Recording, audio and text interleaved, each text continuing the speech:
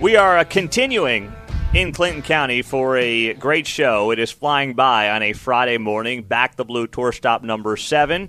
And we always enjoy these conversations with folks who are involved with the kids. Obviously, we know that school resource officers have become very prominent figures in their communities over the last generation or so. And Deputy Chelsea Smith does that here in Clinton County, and she joins us on KCMO. Good morning, Chelsea. Good morning. So take me through what your role is. I know you work with a couple of different schools here in Clinton County, and what that's like for you. So I have elementary, which is pre-K through 5th grade, and then I have my high schoolers, which is 9 through 12. Day-to-day basis, walk around the school, interact with them, eat lunch, serve lunch to them if need be, depending on what my staff needs. I watch classes.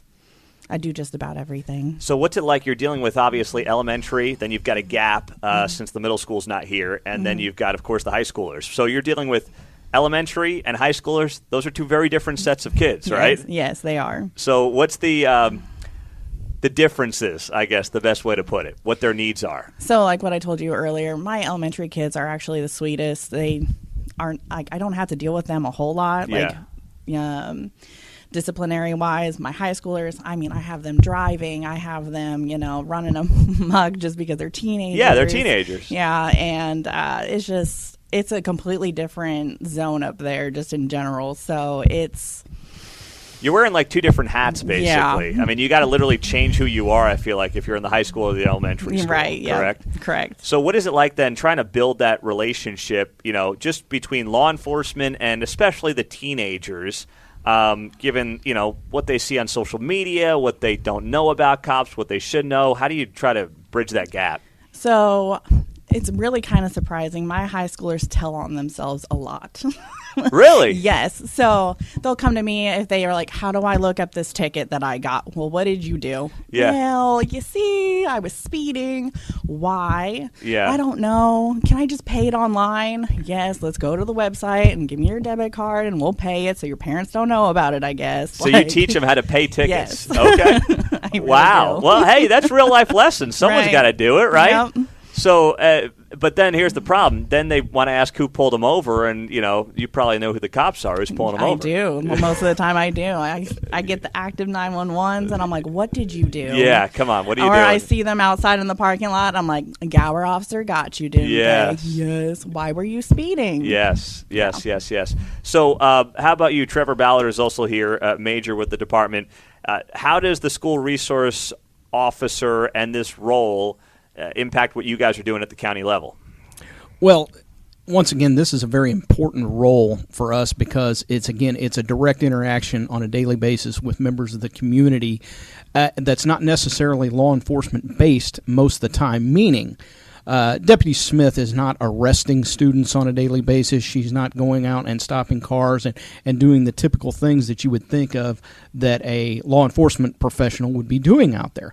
She, on the other hand, has to be that mentor. She has to be a trainer. She goes in and she, does classes. We work together at the beginning of the year to do the active school shooter training for the school districts, and we're out there working with the teachers. So it is a direct contact position, and it's very important. On the backside of that, the other important thing is they are there and can switch immediately into a law enforcement role if needs be, because we know obviously schools are a target for a lot of nefarious folks out there, and we want to make sure that we have people there that can do the job if needs be and step up and be the cop. But most of the time it is about that relationship, so it's a very important contact position. Yeah. Now what about trying to figure out the best way forward, Chelsea, for you when you've got to be in that mode of elementary, high school, but then also, if the worst of the worst happens, you're the front line of defense, right? Correct. So how do you approach that? No one ever expects something like that to happen, but it is a reality in today's world. So how do you bring that into your day-to-day? Well, because it's always still in the back of your mind. Like, it's not always going to just disappear instantly. So I have to sit there. I'm like, okay, I'm with my kids. And then if something goes down, I have to instantly switch. And it's just that flip of the switch that I have to remember that's in the back of my mind just to we're going. This is it. This is what we're doing. Yeah. How does security look at schools today versus maybe just a few years ago? So, like with my school, I honestly didn't think that they actually needed a school resource officer up there. The kids are very good. Like, I don't have any issues. But they've been upping their security with their cameras, getting new cameras, new locks, new doors, new windows, like everything, because it's always going to be a possibility.